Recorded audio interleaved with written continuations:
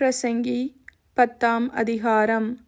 செத்த ஈக்கள் தைலக்காரனுடைய பரிமள தைலத்தை நாறி கெட்டுப்போக பண்ணும்.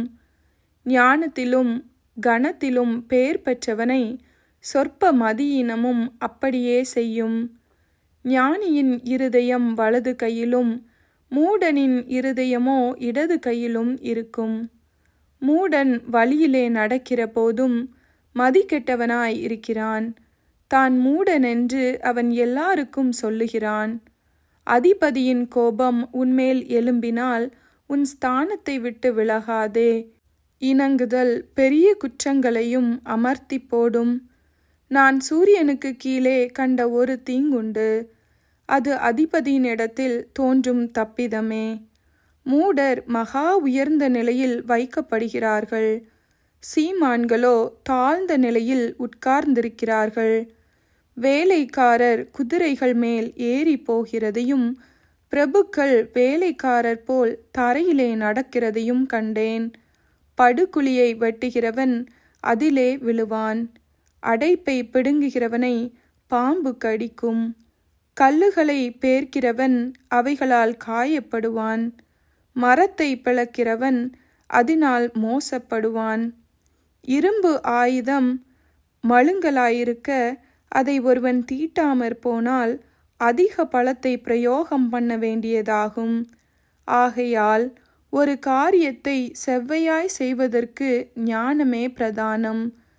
தடை கட்டப்படாத பாம்பு கடிக்குமே.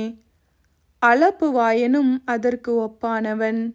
ஞானியினுடைய வாய்மொழிகள் தயையுள்ளவைகள்.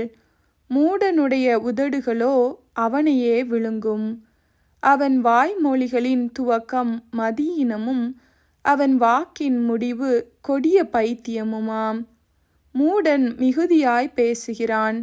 நடக்கப் போகிறது இன்னதென்று மனுஷன் அறியான். தனக்கு பிற்பாடு சம்பவிக்கப் போகிறதை அவனுக்கு அறிவிப்பவன் யார்? ஊருக்கு போகும் வழியை மூடன் அறியாததினால் அவன் தொல்லை ஒவ்வொருவரையும் இளைக்க பண்ணும்.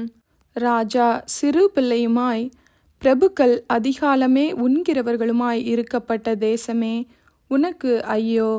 ராஜா குலமகனுமாய் பிரபுக்கள் வெறிக்க உண்ணாமல் பலன் கொள்ள ஏற்ற வேளையில் உண்கிறவர்களுமாய் இருக்கப்பட்ட தேசமே நீ பாக்கியமுள்ளது. மிகுந்த சோம்பலினால் மேல்மச்சு பழுதாகும். கைகளின் நெகிழ்வினாலே வீடு ஒழுக்காகும். விருந்து சந்தோஷத்துக்கென்று செய்யப்படும். திராட்சரசம் ஜீவனுள்ளோரை களிப்பாக்கும். பணமோ எல்லாவற்றிற்கும் உதவும். ராஜாவை உன் மனதிலும் நிந்தியாதே.